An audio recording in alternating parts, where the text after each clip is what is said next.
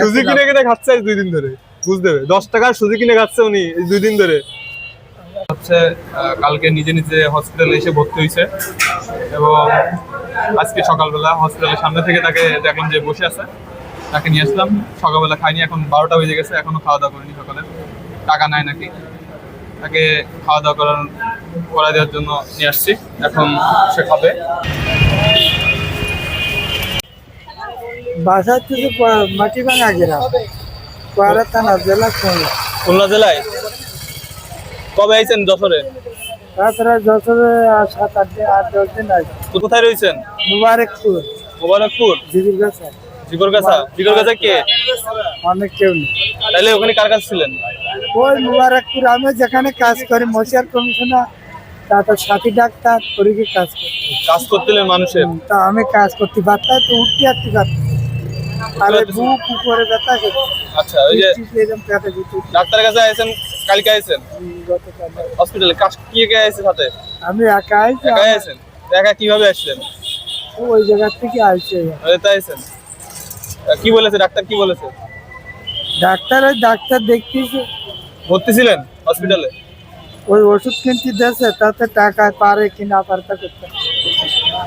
এই যে সুজি কিনেছেন খাওয়ার জন্য? খাওয়ার জন্য। কয় টাকা সুজি কিনেছেন? 10 টাকা। 10 টাকা সুজি কিনেছেন? সকালবেলা শুধু এই খাবেন? এখন কয়টা বাজে?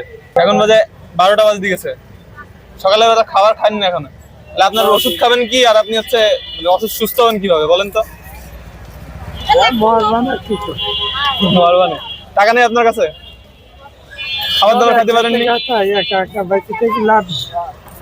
আপনার যে এই অবস্থা, আপনার ফ্যামিলিতে কে কে আছে বলেন তো?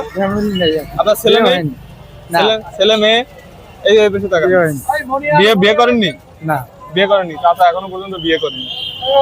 আপনার খাওয়াই সকালবেলা খাওয়া এখন খান, দুপুর তো হয়ে গেছে। চলেন আসেন।